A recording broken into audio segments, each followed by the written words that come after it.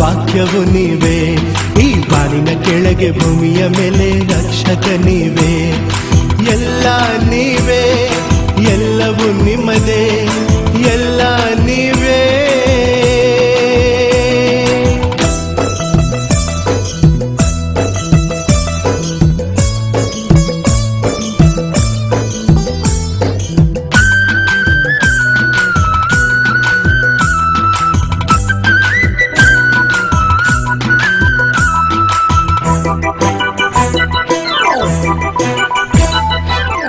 ನಾನು ನನ್ನದು ಎಂಬುದೇ ಸ್ವಾರ್ಥವು, ನನ್ನಲ್ಲಿರುವುದೆಲ್ಲ ನಿಮ್ಮ ಕರುಣೆಯು.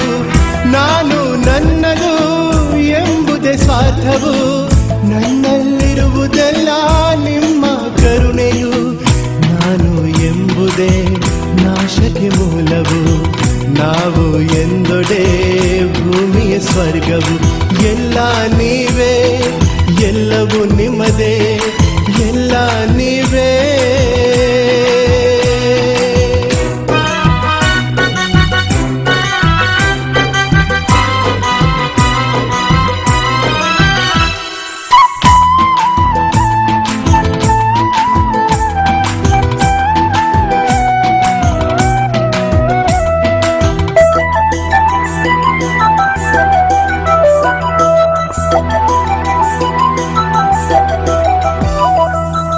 ಹೆಣ್ಣು ಮಣ್ಣು ಹೊನ್ನಿನ ಮೋಹವು, ನಾಶಕ್ಕೆ ಸೆಳೆಯುವ ದುಷ್ಟನ ಅಸ್ತ್ರವು. ಹೆಣ್ಣು ಮಣ್ಣು ಹೊನ್ನಿನ ಮೋಹವು, ನಾಶಕ್ಕೆ ಸೆಳೆಯುವ ದುಷ್ಟನ ಅಸ್ತ್ರವು. ಹೆಣ್ಣಲೆ ಮಾತೆಯ ಕಂಡರೆ ಕ್ಷೇಮವು, ದಾನ ಧರ್ಮವೇ ಸ್ವರ್ಗಕ್ಕೆ ಮಾರ್ಗವು. ಎಲ್ಲ ನೀವೇ, ಎಲ್ಲವೂ ನಿಮ್ಮದೇ, ಎಲ್ಲ ನೀವೇ.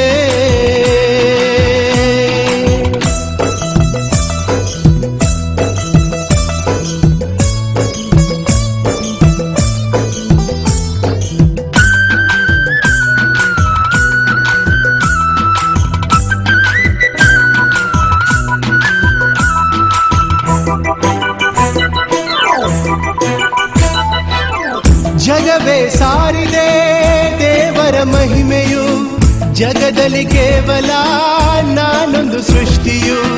ಜಗವೇ ಸಾರಿದೆ ದೇವರ ಮಹಿಮೆಯು, ಜಗದಲ್ಲಿ ಕೇವಲ ನಾನೊಂದು ಸೃಷ್ಟಿಯು. ಮಸಣದಿ ಮುಗಿಯುವುದು ಲೋಕದ ಪಯಣವು, ಯೇಸು ಕರುಣೆಯೇ ಪರದಲ್ಲಿ ಜನನವು.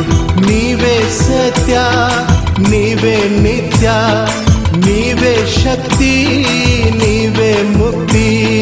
ಭಾನುಭೂಮಿ ಸೃಷ್ಟಿಸಿದ ವಾಕ್ಯವು ನೀವೇ, ಈ ಬಾಳಿನ ಕೆಳಗೆ ಭೂಮಿಯ ಮೇಲೆ ರಕ್ಷಕ ನೀವೇ. ಎಲ್ಲ ನೀವೇ, ಎಲ್ಲವೂ ನಿಮ್ಮದೇ, ಎಲ್ಲ ನೀವೇ.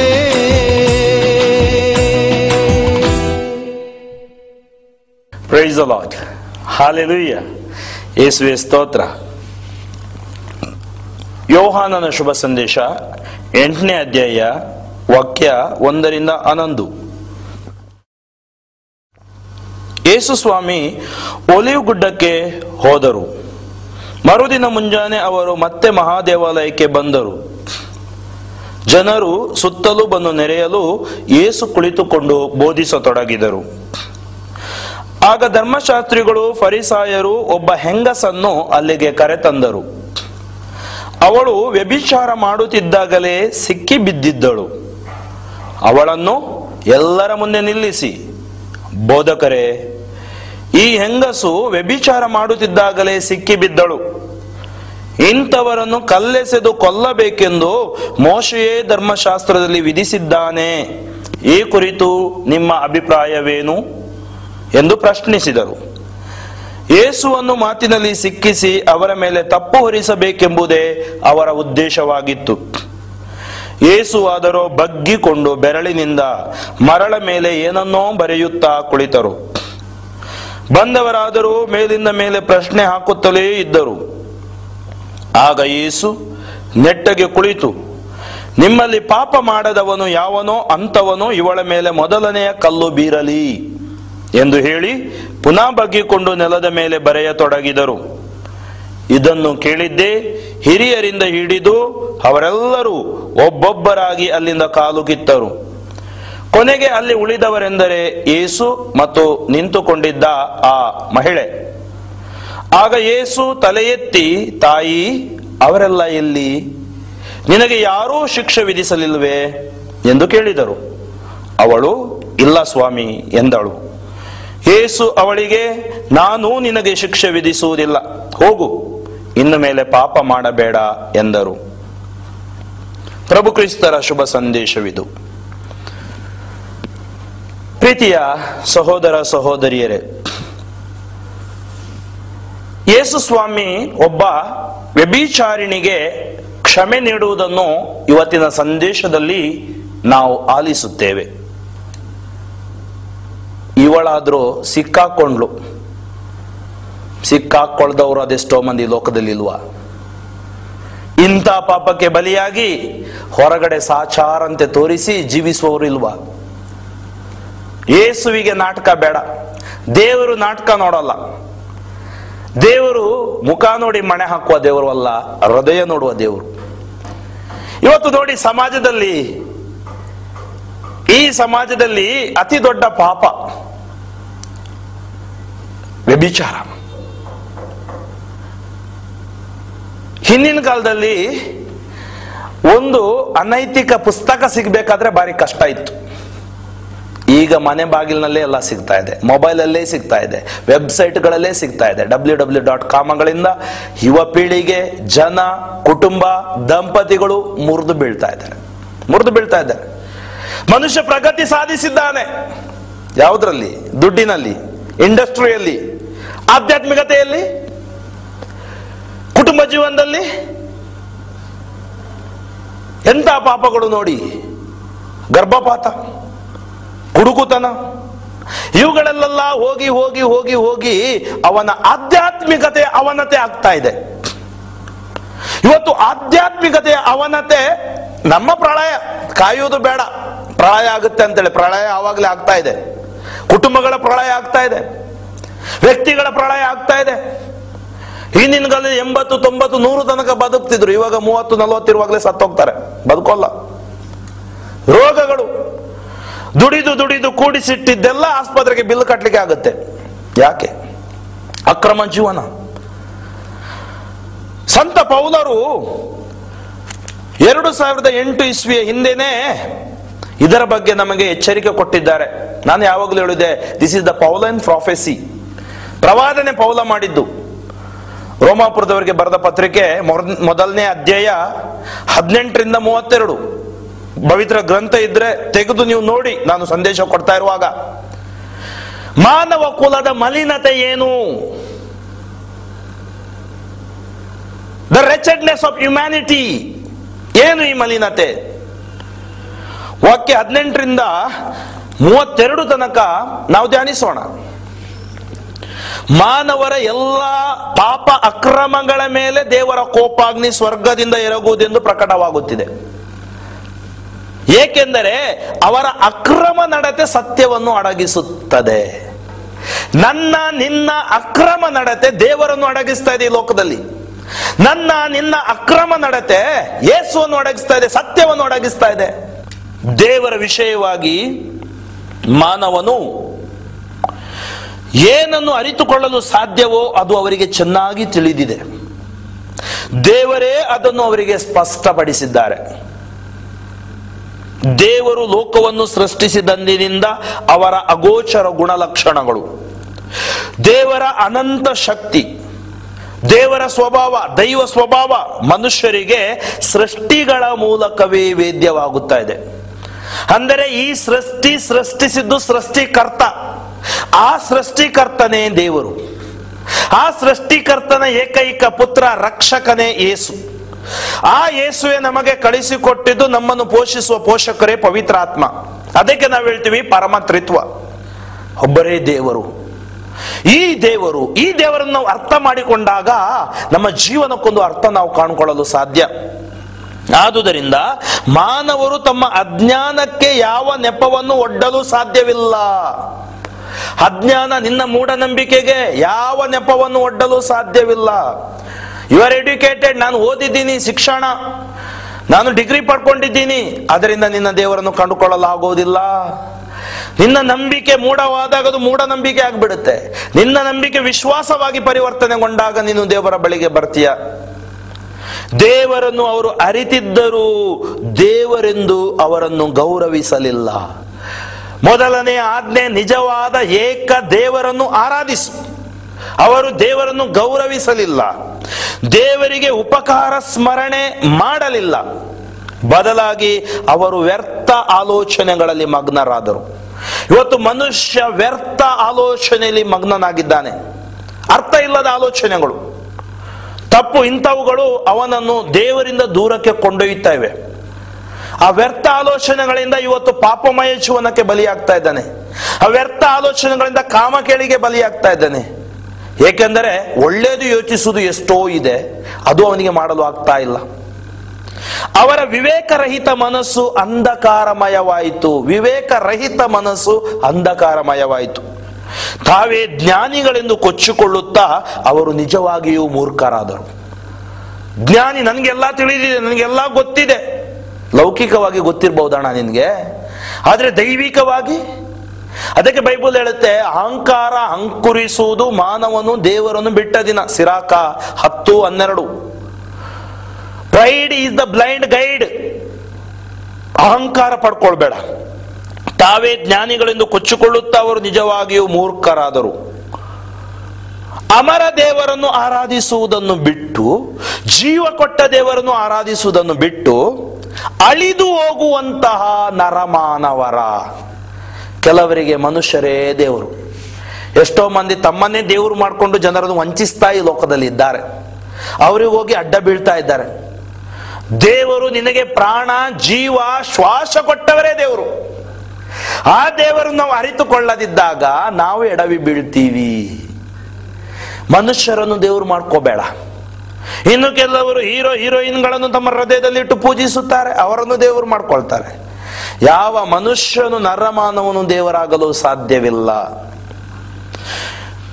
ಪ್ರಾಣಿ ಪಕ್ಷಿಗಳ, ಸರ್ಪಾದಿಗಳ ವಿಗ್ರಹಗಳನ್ನು ಮಾಡಿ ಆರಾಧಿಸತೊಡಗಿದರು. ಪ್ರಾಣಿ ಪಕ್ಷಿಗಳು ಅಥವಾ ಇಂಥ ಸರೀಸೃಪಗಳು, ಅವುಗಳು ದೇವರಾಗಲು ಸಾಧ್ಯವಿಲ್ಲ. ಏಕೆಂದರೆ ಅದನ್ನು ಸೃಷ್ಟಿಸಿದ್ದು ಸೃಷ್ಟಿಕರ್ತ ದೇವರು. ಆದುದರಿಂದ ಮಾನವರು ಮನಸ್ಸಿನ ಆಶಾಪಾಶಗಳಿಗೆ ಬಲಿಯಾಗಿ ತಮ್ಮ ದೇಹಗಳಿಂದಲೇ ತಮ್ಮಲ್ಲೇ ಅಶ್ಲೀಲ ಕೃತ್ಯಗಳೆಸಗಲೆಂದು ದೇವರು ಅವರನ್ನು ಅಶುದ್ಧ ನಡತೆಗೆ ಬಿಟ್ಟರು. ದೇವರು ಮನುಷ್ಯನನ್ನು ಬಿಟ್ಟದ್ದು ಅಲ್ಲ, ಮನುಷ್ಯನಿಗೆ ದೇವರು ಸ್ವಾತಂತ್ರ್ಯ ಕೊಟ್ಟಿದ್ದಾರೆ. ಆ ಮನುಷ್ಯ ಆ ಸ್ವಾತಂತ್ರ್ಯವನ್ನು ದುರುಪಯೋಗ ಪಡಿಸಿಕೊಂಡು ನಾಶದ ಹಾದಿಯಲ್ಲಿ ಹೋಗ್ತಾ ಇದ್ದಾನೆ. ಆ ಸ್ತ್ರೀ ವ್ಯಭಿಚಾರಕ್ಕೆ ಸಿಲುಕಿದ ಹಾಗೆ. ಅಶ್ಲೀಲ ಕೃತ್ಯಗಳಲ್ಲಿ ಇವತ್ತು ನೀನು ಮುಳುಗಿದ್ದೀಯಾ? ಅಶ್ಲೀಲತೆ ನಿನ್ನನ್ನು ಆಳ್ತಾ ಇದೆಯಾ? ಆ ದೇವರನ್ನು ನೀನು, ಪರಿಶುದ್ಧ ದೇವರನ್ನು ಬಿಟ್ಟಿದ್ದೀಯಾ? ಅದು ನಿನಗೆ ಕೇಡಾಗಿ ಪರಿಣಮಿಸುವುದು. ಅವರು ದೇವರ ಸತ್ಯವನ್ನು ಬಿಟ್ಟು ಅಸತ್ಯವಾದುದನ್ನು ಅಂಗೀಕರಿಸಿದರು. ದೇವರ ಸತ್ಯ ಯಾವುದು? ದೇವರ ಸತ್ಯ ಯೇಸು. ನನ್ನ ನೆನಪಿನ ಸ್ಮೃತಿಪಟಲಕ್ಕೆ ನೆನಪಿಗೆ ನನಗೆ ಬರ್ತಾ ಇದೆ, ನಮ್ಮ ಹಿಂದಿನ ಜಗದ್ಗುರುಗಳು ಜಾನ್ ಪಾಲ್ II ಅವರು ಒಂದು ಮಾತು ಯುವ ಜನರಿಗೆ ಹೇಳಿದ್ರು. ಮೈ ಡಿಯರ್ ಯಂಗ್ ಪೀಪಲ್, ನನ್ನ ಪ್ರಿಯ ಯುವ ಜನರೇ, ನೀವು ವಾಟ್ ಈಸ್ ಟ್ರೂತ್, ಅಂತ ಪ್ರಶ್ನೆ ಕೇಳಬೇಡಿ. ವಾಟ್, ಏನು ಸತ್ಯ ಎಂಬುದನ್ನು ಕೇಳಬೇಡಿ. ಯಾವುದು ಸತ್ಯ ಅಂತೇಳಿ ಕೇಳಬೇಡಿ. ಸತ್ಯ ಯೇಸು, Jesus is the truth. Ask the question, ನೀವು ಇಂಥ ಪ್ರಶ್ನೆಯನ್ನು ಕೇಳಿ, who is the truth for you? ನಿನಗೆ ಯಾರು ಸತ್ಯ? ಕೆಲವರಿಗೆ ಟಿವಿನೇ ಸತ್ಯ, ಕೆಲವರಿಗೆ ಕಂಪ್ಯೂಟರೇ ಸತ್ಯ, ಕೆಲವರಿಗೆ ಅವರ ಮೊಬೈಲೇ ಸತ್ಯ, ಕೆಲವರಿಗೆ ತರ್ಕವೇ ಸತ್ಯ, ಕೆಲವರಿಗೆ ಅವರ ಲೌಕಿಕ ಚಿಂತನೆಯೇ ಸತ್ಯ. ಅದಕ್ಕಾಗಿ ನಾವು ನಾಶವಾಗ್ತಾ ಇದ್ದೀವಿ. Who is the truth for you? Jesus is the truth for us. ಯೇಸು ದೇವರ ವಾಕ್ಯ. ಅದಕ್ಕೆ ಪವಿತ್ರ ಗ್ರಂಥದಲ್ಲಿ ನಿಮ್ಮ ಎಲ್ಲ ಸಮಸ್ಯೆಗಳಿಗೆ ಉತ್ತರವನ್ನು ನೀವು ಕಂಡುಕೊಳ್ತೀರಾ. ಪವಿತ್ರ ಗ್ರಂಥ ದೇವರ ವಾಕ್ಯ, ಅದು ಯಾರು ಓದಬಹುದು, ಯಾರು ಓದಬಹುದು. ಅದು ಓದಿದಾಗ ನಿಮ್ಗೆ ಗೊತ್ತಾಗುತ್ತೆ ಅದರಲ್ಲಿ ಎಂತ ಒಂದು ಕೋಟಿ ಕೋಟಿ ಕೋಟಿ ಬೆಲೆ ಬಾಳುವ ಒಂದು ಶಕ್ತಿ ಇದೆ ಅಂತೇಳಿ ಗೊತ್ತಾಗ್ತದೆ. ಏಕೆಂದರೆ ಪವಿತ್ರ ಗ್ರಂಥ ಓದುವ ಮುಂಚೆ ನಾನು ಪ್ರಶ್ನೆ ಕೇಳ್ತಾ ಇದ್ದೆ, Y Y Y Y Y Y, ಯಾಕೆ ಯಾಕೆ ಯಾಕೆ ಯಾಕೆ. ಆದ್ರೆ ಯಾವಾಗ ಪವಿತ್ರ ಗ್ರಂಥದೊಳಗಡೆ ಇಳಿದೆ, ಈಗ ವೈ ಇಲ್ಲ, ಯಾಕಂತ ಇಲ್ಲ, ಯಾಕೆಂದ್ರೆ ಅಲ್ಲಿ ಇದೆ ನಮಗೆ ಉತ್ತರ. ಆವಾಗ ನಮ್ಮಲ್ಲಿ ಪರಿವರ್ತನೆ. ಅವರು ದೇವರ ಸತ್ಯವನ್ನು ಬಿಟ್ಟು ಅಸತ್ಯವಾದುದನ್ನು ಅಂಗೀಕರಿಸಿದರು. ಇವತ್ತು ಅಸತ್ಯವಾದುದನ್ನು ನಮಗೆ ಕೊಡ್ತಾ ಇದೆ. ಇರಬಹುದು ಮೀಡಿಯಾ, ಇರಬಹುದು ಈ ಚಲನಚಿತ್ರಗಳು ಇರಬಹುದು. ನೋಡಿ, ಎಷ್ಟೋ ಯುವ ಜನರು ನಾನು ನೋಡಿದ ಎಷ್ಟೋ ಯುವಕ ಯುವತಿಯರು ಆತ್ಮಹತ್ಯೆ ಮಾಡ್ಕೊಂಡಿದ್ದಾರೆ. ಎಷ್ಟೋ ಚಲನಚಿತ್ರ ನೋಡಿ, ಎಷ್ಟೋ ಮಂದಿ ಆ ಸ್ಪಾಟ್ಗಳಿಗೆ ಹೋಗಿ ನಾವು ಕೂಡ ಅದೇ ರೀತಿ ಇರಬೇಕು ಅಂತೇಳಿ ಅಲ್ಲಿ ಕಾಲ್ಜಾರಿ ಸತ್ತು ಹೋಗಿದ್ದಾರೆ. ಯಾಕೆ? ಅದು ನಮ್ಮ ಮನಸ್ಸನ್ನು ಅಸತ್ಯವಾದುದನ್ನು ಅಂಗೀಕರಿಸಿದರು. ನಿನ್ನ ಮನಸ್ಸು ಯಾವುದನ್ನು ಅಂಗೀಕರಿಸಿದೆ? ಎಷ್ಟೋ ಬಾರಿ ನಾನು ಯೋಚಿಸುವುದಿದೆ, ನಮ್ಮ ಮಕ್ಕಳು ಅಥವಾ ಯುವ ಜನರು ಅಜ್ಞಾನಿಗಳು ಅಂತೇಳಿ ಅವರಿಗೆ ಕೇಳಿ, ಯಾವುದೇ ಸಿನಿಮಾ ಹಾಡುಗಳು ಕೇಳಿ ಅಥವಾ ಲೌಕಿಕವಾದವುಗಳು ಕೇಳಿ, ಎಂತ ಮೆಮೊರಿ ಪವರ್ ಇದೆ. ಸೀರಿಯಲ್ಗಳಲ್ಲಿ ಬರುವುದು ಕೇಳಿ, ಎಲ್ಲ ಮೆಮೊರಿ ಪವರ್ ಇದೆ. ಶಾಲೆದು ಓದ್ಲಿಕ್ಕೆ ಮಾತ್ರ ಮೆಮೊರಿ ಪವರ್ ಇಲ್ಲ ಇವರಿಗೆ. ಎಲ್ಲೋಯ್ತು ಮೆಮೊರಿ ಪವರ್? ಅಂದ್ರೆ ಅಸತ್ಯವಾದಗಳು ನಿಮ್ಮ ಮನಸ್ಸಿನೊಳಗಡೆ ಅಟ್ಯಾಕ್ ಮಾಡ್ಕೊಂಡಿವೆ, ಆಕ್ರಮಣ ಮಾಡಿಕೊಂಡಿವೆ. ಸೃಷ್ಟಿಕರ್ತನನ್ನು ಆರಾಧಿಸದೆ ಸೃಷ್ಟಿಯಾದ ವಸ್ತುಗಳನ್ನೇ ಆರಾಧಿಸಿ ಸೇವೆ ಸಲ್ಲಿಸಿದರು. ಸೃಷ್ಟಿಕರ್ತನನ್ನು ಆರಾಧಿಸದೆ ಸೃಷ್ಟಿಯಾದ ವಸ್ತುಗಳು, ಮರ, ಗಿಡ, ಕಲ್ಲು, ಲೌಕಿಕವಾದುಗಳು, ನಿನ್ನ ಅಹಂಕಾರ, ಗರ್ವ, ಸ್ವಾರ್ಥವನ್ನು ಅಥವಾ ನಿನ್ನದೇ ಆದ ಚಟಗಳನ್ನು, ಕುಡುಕುತನ, ದುಂದೌತಣ, ಇವುಗಳನ್ನು ಆರಾಧಿಸಲು ಮೊದಲ ಸ್ಥಳ ಯಾವುದಕ್ಕೆ ಕೊಟ್ಟಿದೆಯಾ ಅದಕ್ಕೆ ಸೇವೆ ಸಲ್ಲಿಸಿದರು. ಸರ್ವಕಾಲಕ್ಕೂ ಸೃಷ್ಟಿಕರ್ತರೊಬ್ಬರಿಗೆ ಸ್ತುತಿ ಸ್ತೋತ್ರ ಸಲ್ಲತಕ್ಕದ್ದು. ಆಮೆನ್. ವಾಕ್ಯ 26. ಮಾನವರು ಈ ರೀತಿ ವರ್ತಿಸಿದ್ದರಿಂದಲೇ ದೇವರು ಅವರನ್ನು ಬಿಟ್ಟು ಬಿಟ್ಟರು. ಅವರನ್ನು ತುಚ್ಛವಾದ ಕಾಮಾಭಿಲಾಷೆಗೆ ಬಿಟ್ಟು ಬಿಟ್ಟರು. ನಾನು ಮತ್ತೊಮ್ಮೆ ಹೇಳ್ತಾ ಇದ್ದೀನಿ, ದೇವರು ಬಿಟ್ಟು ಬಿಟ್ಟಿಲ್ಲ. ಪವಿತ್ರ ಬರಹಗಾರ ಬರೆಯುವಾಗ ಹೀಗೆ ಬರೀತಾನೆ, ಅಂದರೆ ಮನುಷ್ಯ ದೇವರನ್ನು ಬಿಟ್ಟ. ಅವನ ಸ್ವಾತಂತ್ರ್ಯವನ್ನು ಅವನು ದೇವರನ್ನು ಬಿಟ್ಟು ದೂರ ಹೋಗ್ತಾ ಇದ್ದಾನೆ. ನನಗೆ ಸ್ವಾತಂತ್ರ್ಯವಿದೆ ಅಂತೇಳಿ. ಅವರ ಸ್ತ್ರೀಯರು ಸ್ವಾಭಾವಿಕವಾದ ಭೋಗವನ್ನು ತೊರೆದು ಸ್ವಭಾವಕ್ಕೆ ವಿರುದ್ಧವಾದ ಕಾಮಕೃತ್ಯಗಳನ್ನು ಮಾಡಿದರು. ಲೆಸ್ಬಿಯನಿಸಂ, ಸ್ತ್ರೀ ಒಟ್ಟಿಗೆ ಒಂದಾಗುವುದು ಕಾಮದಾಹಕ್ಕಾಗಿ.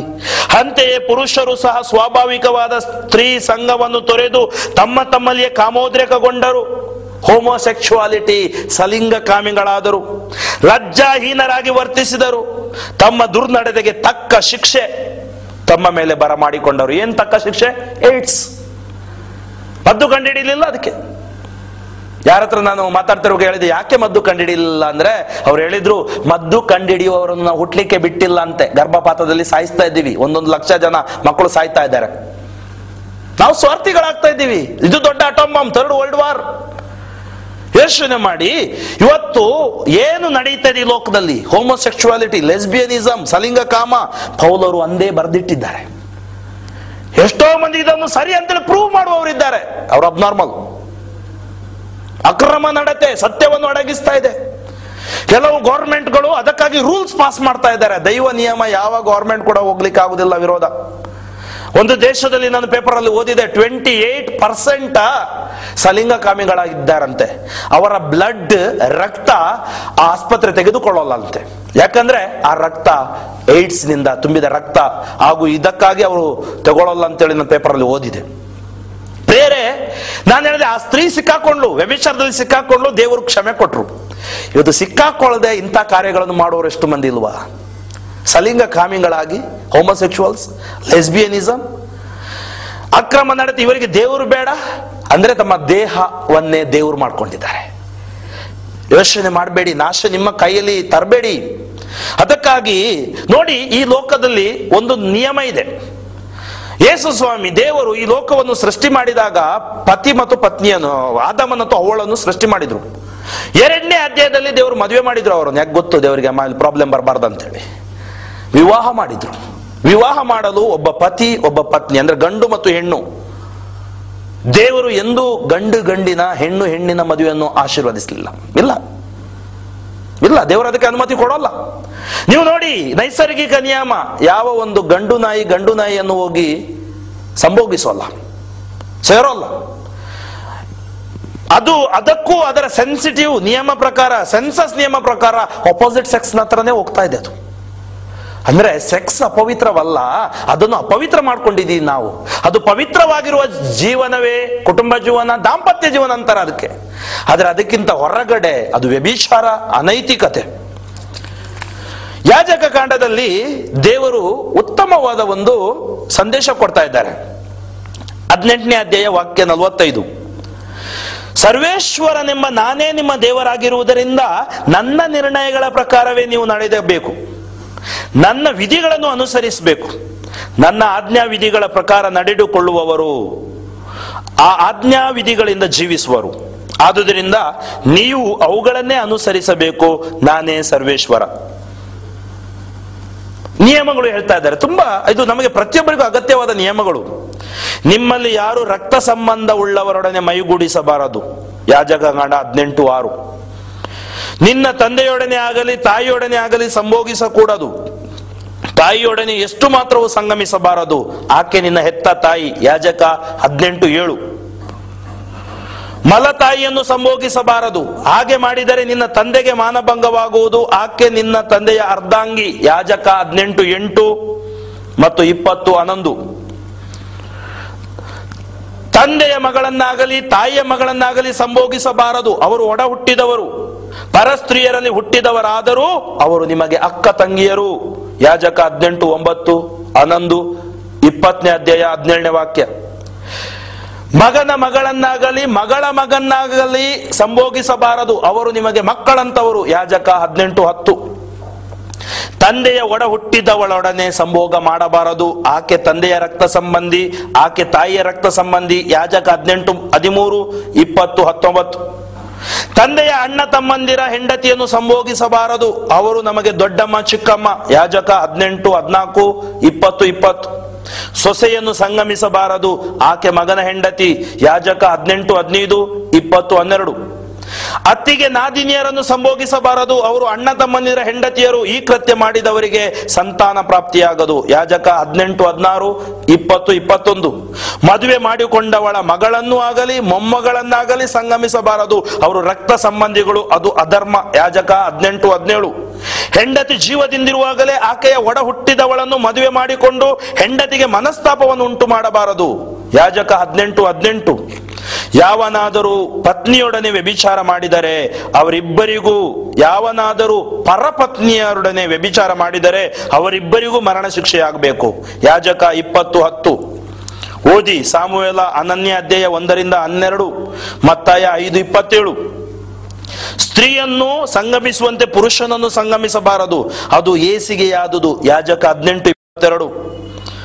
1 ಕೊರಿಂಥ 6, 9, 10 ಹೇಳುತ್ತೆ, ದುರಾಚಾರಿಗಳು, ವಿಗ್ರಹಾರಾಧಕರು, ವ್ಯಭಿಚಾರಿಗಳು, ಸಲಿಂಗಕಾಮಿಗಳು, ಕಳ್ಳರು, ಲೋಭಿಗಳು, ಕುಡುಕರು, ಪರನಿಂದಕರು, ಸುಲಿಗೆಗಾರರು ದೇವರ ಸಾಮ್ರಾಜ್ಯಕ್ಕೆ ಬಾಧ್ಯರಲ್ಲ. ಇನ್ನೊಂದು ನಿಯಮ ಹೇಳ್ತಾ ಇದೆ, ಪ್ರಾಣಿ ಸಂಘ ಘೋರ ಪಾಪ, ಬೆಸ್ಟಿಲಿಟಿ ಅಂತಾರೆ. ಇದು ಕೂಡ ವೆಬ್ಸೈಟ್ಗಳಲ್ಲಿ ನಿಮಗೆ ಸಿಗ್ತಾ ಇದೆ ಇವತ್ತು. ಪ್ರಾಣಿ ಸಂಗಮವನ್ನು ಮಾಡಿ ಅಶುದ್ಧವಾಗಬಾರದು. ಯಾಜಕ 18:23. ಯಾವನಾದರೂ ಪ್ರಾಣಿ ಸಂಘ ಮಾಡಿದರೆ ಅವನಿಗೆ ಮರಣ ಶಿಕ್ಷೆಯಾಗಬೇಕು. ಯಾಜಕ 20:15. ಪಾಪದ ಸಂಬಳ ಮರಣ. ರೋಮಾಪುರದವರಿಗೆ ಬರೆದ ಪತ್ರಿಕೆ 6:23. ಯಾಕೋಬ 1:14-15 ಹೇಳ್ತಾ ಇದೆ, ಮಾನವರು ಪ್ರಲೋಭನೆಗೆ ಒಳಗಾಗುವುದು ತನ್ನ ದುರಿಚ್ಛೆಯಿಂದಲೇ. ಅದು ಅವನನ್ನು ಆಕರ್ಷಿಸಿ ಮರಳುಗೊಳಿಸುತ್ತದೆ. ದುರಿಚ್ಛೆಯು ಗರ್ಭಧರಿಸಿ ಪಾಪಕ್ಕೆ ಜನ್ಮವೀಯುತ್ತದೆ. ಪಾಪವು ಪೂರ್ತಿಯಾಗಿ ಬೆಳೆದು ಮರಣವನ್ನು ಹಡೆಯುತ್ತದೆ. ಪರಿಶುದ್ಧ ದೇವರ ಮಕ್ಕಳು ನಾವು ಪರಿಶುದ್ಧರಾಗಿರಬೇಕು. ದೇವರ ವಾಕ್ಯ ನಮಗೆ ಪರಿಶುದ್ಧತೆಯ ಹಾದಿಯನ್ನು ತಿಳಿಸಿಕೊಡುತ್ತದೆ. ಯೇಸುವೇ ಪರಿಶುದ್ಧತೆಯ ಹಾದಿ. ಪ್ರತಿನಿತ್ಯ ಅದನ್ನು ಓದಿ ಧ್ಯಾನಿಸಿದಾಗ ಪರಿಶುದ್ಧರಾಗುತ್ತೇವೆ. ಲೈಂಗಿಕತೆ ಶಾಪವಲ್ಲ, ಪಾಪವಲ್ಲ, ಅದೊಂದು ದೇವರ ವರದಾನ. ಅದರ ಸದ್ಬಳಕೆಯಾಗಬೇಕು. ದಾಂಪತ್ಯ ಜೀವನದಲ್ಲಿ ಮಾತ್ರ ಅದರ ಸದ್ಬಳಕೆಯಾಗುತ್ತದೆ. ಅದೇ ದೇವರ ಯೋಜನೆ ಕೂಡ. ದೇವರು ಸೃಷ್ಟಿ ಮಾಡಿದ್ದು ಪ್ರೇಮವನ್ನು, ಆದರೆ ಮನುಷ್ಯನ ಪಾಪದ ಪರಿಣಾಮ ಅದು ಕಾಮವಾಯಿತು. ಸಮಾಜದಲ್ಲಿ ನಾವೆಂದು ದಾಂಪತ್ಯ ಕಾಮವೆಂದು ಯಾರೂ ಹೇಳೋಲ್ಲ, ದಾಂಪತ್ಯ ಪ್ರೇಮವೆಂದು ಹೇಳುತ್ತಾರೆ. ಒಬ್ಬ ವ್ಯಕ್ತಿಯು ಸ್ತ್ರೀಯೊಡನೆ ಲೈಂಗಿಕ ಸಂಪರ್ಕವನ್ನು ಇಟ್ಟುಕೊಳ್ಳದಿರುವುದು ಒಳ್ಳೆಯದು. ಲೈಂಗಿಕ ಪ್ರಲೋಭನೆಗಳು ಪ್ರಬಲವಾಗಿರುವುದರಿಂದ ಪ್ರತಿಯೊಬ್ಬನಿಗೂ ಸ್ವಂತ ಸತಿ ಇರಲಿ, ಪ್ರತಿಯೊಬ್ಬಳಿಗೂ ಸ್ವಂತ ಪತಿ ಇರಲಿ. ಪತಿಯಾದವನು ತನ್ನ ಸತಿಗೆ ಸಲ್ಲತಕ್ಕ ದಾಂಪತ್ಯ ಕರ್ತವ್ಯಗಳನ್ನು ನೆರವೇರಿಸಲಿ. ಅಂತೆಯೇ ಸತಿಯಾದವಳು ತನ್ನ ಪತಿಗೆ ಸಲ್ಲತಕ್ಕ ದಾಂಪತ್ಯ ಕರ್ತವ್ಯಗಳನ್ನು ನೆರವೇರಿಸಲಿ. ಕಾಮ ತಾಪದಿಂದ ಬೆಂದು ಹೋಗುವುದಕ್ಕಿಂತಲೂ ಮದುವೆ ಮಾಡಿಕೊಳ್ಳುವುದೇ ಲೇಸು. ಸಂತ ಪೌಲರು ಕೊರಿಂಥದವರಿಗೆ ಬರೆದ ಮೊದಲನೇ ಪತ್ರಿಕೆ 7ನೇ ಅಧ್ಯಾಯ 1ನೇ ವಾಕ್ಯದಿಂದ ನಮಗೆ ಹೀಗೆ ಹೇಳ್ತಾ ಇದ್ದಾರೆ: ದೇಹ ಇರುವುದು ದುರಾಚಾರಕ್ಕಾಗಿ ಅಲ್ಲ, ದೇಹ ಇರುವುದು ಪ್ರಭುವಿನ ಸೇವೆಗಾಗಿ. ಪ್ರಭುವೇ ದೇಹದ ಪರಿಪಾಲಕರು. 1 ಕೊರಿಂಥ 6:13. ಆದ್ದರಿಂದ ನಿಮ್ಮ ದೇಹದಲ್ಲಿ ದೇವರ ಮಹಿಮೆಯನ್ನು ಬೆಳಗುವಂತೆ ಮಾಡಿರಿ. ಹೌದು ಪ್ರೀತಿಯ ಸಹೋದರ ಸಹೋದರಿಯರೇ, ನಾನು ಹೇಳಿದೆ ವ್ಯಭಿಚಾರ ಘೋರ ಪಾಪ. ನಾವು ನಮ್ಮಲ್ಲಿ ಸ್ವನಿಯಂತ್ರಣ ಕಲಿಯಬೇಕು. ಅದಕ್ಕಾಗಿ ದೇವರು ಅಂದೇ ಹೇಳಿದ್ದಾರೆ, ಇವುಗಳನ್ನು ಮಾಡಿ ನೀವು ದೇವರಿಂದ ದೂರ ಹೋಗ್ತಾ ಇದ್ದೀರಿ. ಅವರು ತಮಗಿದ್ದ ದೇವರ ಜ್ಞಾನವನ್ನು ತಿರಸ್ಕರಿಸಿದ್ದರಿಂದ ಅಶ್ಲೀಲ ನಡವಳಿಕೆಯಲ್ಲಿ ಬಿದ್ದು ಬಿದ್ದರು. ಸಕಲ ವಿಧವಾದ ಅನ್ಯಾಯ, ಅಕ್ರಮ. ಯಾವಾಗ ನಾವು ಅಶ್ಲೀಲತೆಯಲ್ಲಿ ಇರ್ತೀವಿ, ಯಾವಾಗ ನಾವು ವ್ಯಭಿಚಾರದ ಚಿಂತೆಯಲ್ಲಿ ಇರ್ತೀವಿ, ಸಕಲ ವಿಧವಾದ ಅನ್ಯಾಯ, ಅಕ್ರಮ, ದುರಾಸೆ, ದುರ್ನಡತೆ, ಕಲಹಗಳು, ಮತ್ಸರ, ಕೊಲೆ, ಕಪಟತನ, ಹಗೆತನ ಇವೆಲ್ಲ ತುಂಬಿ ಹೋಗುತ್ತೆ. ಇದಕ್ಕಾಗಿ ಮನುಷ್ಯ ಮರ್ಡರ್, ಕೊಲೆ ಮಾಡ್ತಾನೆ. ಎಷ್ಟೋ ಮಂದಿ ಸೆರೆಮನೆಗೆ ಸೇರ್ಕೊಂಡಿದ್ದಾರೆ. ಎಷ್ಟೋ ಕುಟುಂಬಗಳು ಮುರಿದು ಹೋಗಿವೆ. ಕೆಲವರು ಇಂಥವರು ಹರಟೆ ಮಲ್ಲರು, ಚಾಡಿಕೋರರು, ದೇವದ್ರೋಹಿಗಳು, ಗರ್ವಿಗಳು, ಅಹಂಕಾರಿಗಳು, ಜಂಬ ಕೊಚ್ಚಿಕೊಳ್ಳುವವರು, ಕೇಡು ಬಗೆಯುವವರು, ತಂದೆ ತಾಯಿಗಳಿಗೆ ಅವಿಧೇಯರು ಆಗಿದ್ದಾರೆ. ಮಾತ್ರವಲ್ಲ, ಅವಿವೇಕಿಗಳು, ಅಪ್ರಾಮಾಣಿಕರು, ನಿಷ್ಕರುಣಿಗಳು, ನಿರ್ದಯಿಗಳು. ಇಂಥವುಗಳನ್ನು ಮಾಡುವವರು ಮರಣದಂಡನೆಗೆ ಪಾತ್ರರು ಎಂಬ ದೈವ ನಿಯಮ ಅರಿತಿದ್ದರು ಇಂಥ ಹೀನ ಕೃತ್ಯಗಳನ್ನು ಮಾಡುತ್ತಾರೆ. ತಾವು ಮಾಡುವುದೇ ಅಲ್ಲದೆ ಹಾಗೆ ಮಾಡುವವರನ್ನು ಪ್ರೋತ್ಸಾಹಿಸುತ್ತಾರೆ. ಪ್ರಿಯ ಯುವ ಜನರೇ, ಪ್ರಿಯ ಜನರೇ, ಪ್ರಿಯ ದೇವ ಜನರೇ, ಇದು ಯೇಸು ಸ್ವಾಮಿ ಆ ವ್ಯಭಿಚಾರಿ ಮಹಿಳೆಯನ್ನು ಕ್ಷಮಿಸಿದರು. ಏಕೆಂದರೆ ಆಕೆಯ ಹೃದಯವನ್ನು ಅವರು ನೋಡಿದ್ರು. ಯಾವುದೇ ಪಾಪ ಇರಲಿ, ಯಾವುದೇ ತಪ್ಪು ಇರಲಿ, ನೀನು ಪಶ್ಚಾತ್ತಾಪ ಪಟ್ಟು ದೇವರ ಬಳಿಗೆ ಬಂದಾಗ ನಿನಗೆ ಕ್ಷಮೆ ಇದೆ. ಇಂಥವುಗಳಲ್ಲಿ ಕೆಲವರು ಬಿದ್ದು ಹೋಗ್ತಾರೆ, ಆಳವಾಗಿ ಯೋಚಿಸ್ತಾರೆ, ನಿರಾಶೆಗೊಳಗಾಗಿ ಆತ್ಮಹತ್ಯೆ ಮಾಡ್ತಾರೆ. ಆತ್ಮಹತ್ಯೆ ಸಮಸ್ಯೆಗೆ ಪರಿಹಾರ ಅಲ್ಲ. ವಾಪಸ್ ಬನ್ನಿ, ಯೇಸುವಿನಲ್ಲಿ ಬನ್ನಿ. ನೀನು ಯಾರೇ ಆಗಿರಬಹುದು, ಅವರು ನಿನ್ನನ್ನು ಪ್ರೀತಿಸ್ತಾರೆ. ಇದು ದೇವರ ಪ್ರೀತಿ. ಆ ವ್ಯಭಿಚಾರಿ ಮಹಿಳೆಯನ್ನು ಪ್ರೀತಿಸಿದ್ದೆ ಆದ್ರೆ ನಿನ್ನನ್ನು ಎಷ್ಟೊಂದು ಪ್ರೀತಿಸುವುದಿಲ್ವೇ? ಕಣ್ಣುಗಳನ್ನು ಮುಚ್ಚಿ ಕರಗಳನ್ನು ಹೃದಯದ ಮೇಲಿಟ್ಟು ಪ್ರಾರ್ಥಿಸು ಮಗುವೆ. ತಂದೆಯಾದ ದೇವರೇ, ಮಾನವ ಕುಲದ ಮಲಿನತೆಯನ್ನು ನೀವು ನಮಗೆ ತೋರಿಸಿಕೊಟ್ಟಿರಿ. ಇದೋ ಅದೇ ಮಾನವ ಕುಲದ ಮಲಿನತೆಯನ್ನು ಇವತ್ತು ನಾನು ಬೋಧಿಸಿದ್ದೀನಿ. ಎಷ್ಟೋ ಮಂದಿ ಮಲಿನತೆಯಲ್ಲಿ ಬಿದ್ದು ಹೋಗಿದ್ದಾರೆ, ಹೊರ ಬರಲಾರದರೆ ಚಡಪಡಿಸುತ್ತಾ ಇದ್ದಾರೆ. ಇದೋ ಸ್ವಾಮಿ, ನಿಮಗೆ ಬೇಕು ನಮ್ಮ ಬಾಹ್ಯ ಜೀವನ ಮಾತ್ರವಲ್ಲ, ಆಂತರಿಕ ಜೀವನ. ಇವತ್ತು ನಮಗೆ ಆಂತರಿಕ ಸೌಖ್ಯ ಕೊಡಿರಿ, ಆಂತರಿಕ ಬಲ ಕೊಡಿರಿ. ಆಂತರಿಕವಾಗಿ ಯಾರಿಗೂ ಗೊತ್ತಿಲ್ಲದಂತೆ ನಾವು ಮಾಡಿದ ತಪ್ಪುಗಳಿಂದ ನಮಗೆ ಬಿಡುಗಡೆ ಕೊಡಿರಿ. ಸೈತಾನನ ಮುಷ್ಟಿಯಲ್ಲಿ ಸಿಲುಕದಂತೆ ಯೇಸುವೆ, ನಾವಲ್ಲಿ ನಾಶವಾಗದಂತೆ ನಮಗೆ ನಿತ್ಯ ಜೀವವನ್ನು ಕರುಣಿಸಿರಿ. ಆ ವ್ಯಭಿಚಾರಿ ಸ್ತ್ರೀಗೆ ಹೊಸ ಶಕ್ತಿ ಕೊಟ್ರಿ, ಹೊಸ ಜೀವನ ಕೊಟ್ರಿ. ನನಗೂ ಹೊಸ ಜೀವನ ಕೊಡಿರಿ. ನನ್ನೆಲ್ಲ ಪಾಪಗಳನ್ನು ನಿಮ್ಮ ರಕ್ತದಿಂದ ತೊಳೆದು ಶುದ್ಧೀಕರಿಸಿರಿ. ನನ್ನ ದೇಹ ಮನಸ್ಸು ಪರಿಶುದ್ಧವಾಗುವಂತೆ ಪವಿತ್ರಾತ್ಮರಿಂದ ನನ್ನನ್ನು ತುಂಬಿರಿ ಸ್ವಾಮಿ. ಯೇಸು ನಾಮದಲ್ಲಿ ನಿಮ್ಮೊಳಗಡೆ ಇರುವ ಅಂಧಕಾರ ಶಕ್ತಿಗಳು, ಬಂಧನಗಳು, ಇಂಥ ಅಶ್ಲೀಲ ಕೃತ್ಯಗಳು ಯೇಸು ನಮ್ಮಲ್ಲಿ ಸುಟ್ಟು ಬೂದಿಯಾಗಲಿ. Touch, anoint, heal, deliver in the name of Jesus I pray. Amen. ಯಾಕ್ರೋ ಸತ್ತ ಹೆಣಗಳಾಗಿ ನಿಂತಿದ್ದೀರಲ್ಲ? ಸತ್ತೋಗ್ಬಿಟ್ಟಿದೀವಿ ಬುದ್ಧಿ. ಎಲ್ಲಾ ಕಡೆ ಸಾವಿನ ಸುದ್ದಿ, ಬಾಂಬ್ ಅಂತೆ, ಸುನಾಮಿ ಅಂತೆ, ಇನ್ನೇನು ಜಾತಿ ಗಲಭೆ ಅಂತೆ ಬುದ್ಧಿ. ಅಲ್ಲಿ ಗುದ್ದಾಟ, ಇಲ್ಲಿ ಗುದ್ದಾಟ, ಏಡ್ಸ್ ಅಂತ ರೋಗಗಳು. ಕೇಳಿ ಕೇಳಿ ಭಯದಿಂದ ಸಾಕಾಗ್ಬಿಟ್ಟಿದೆ. ಅದು ಅಂತಿಂತ ಭಯ ಅಲ್ಲ, ಮರಣ ಭಯ. ಮರಣಕ್ಕೆ ಹೆದರ್ತೀರಾ? ಧೀರ ಒಮ್ಮೆ ಮಾತ್ರ ಸಾಯ್ತಾನ್ ಕಣೋ. ಹೇಡಿಗಳು ಪ್ರತಿದಿನ ಸಾಯ್ತಾರ ಕಣೋ. ಮಾನವನಾಗಿ ಪ್ರಪಂಚದಲ್ಲಿ ಹುಟ್ಟಿ ಬಂದ ಮೇಲೆ ಒಂದು ಸಾವು ಇದ್ದದ್ದೇ ಕಣೋ. ಇಲ್ಲಿ ಸತ್ತಾಗ ಅಲ್ಲಿ ನಿತ್ಯ ಜೀವ. ಇಲ್ಲಿರುವುದು ಸುಮ್ಮನೆ, ಅಲ್ಲಿರುವುದು ನಮ್ಮ ಮನೆ.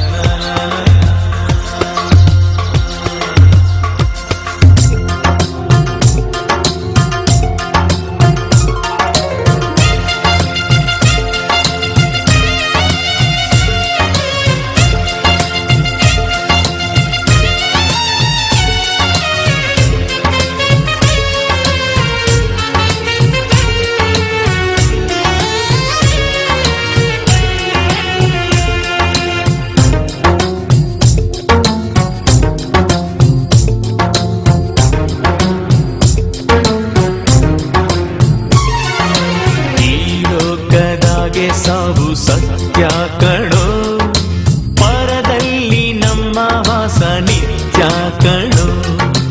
ಈ ಲೋಕದಾಗೆ ಸಾವು ಸತ್ಯ ಕಣೋ, ಪರದಲ್ಲಿ ನಮ್ಮ ವಾಸ ನಿತ್ಯ ಕಣೋ. ಸಾವಿಗಂಜಿ ಬಾಳಿದರೆ ನರಕ ಕಣೋ, ಸಾವಿಗಂಜಿ ಬಾಳಿದರೆ ನರಕ ಕಣೋ. ಸಾವಗೆದ್ದ ಯೇಸು ಸ್ವರ್ಗದ ಮಾರ್ಗ ಕಣೋ, ಸಾವಗೆದ್ದ ಯೇಸು ಸ್ವರ್ಗದ ಮಾರ್ಗ ಕಣೋ. ಹಲ್ಲೆಲೂಯಾ ಹಾಡು ಹಲ್ಲೆಲೂಯಾ, ಹಲ್ಲೆಲೂಯಾ.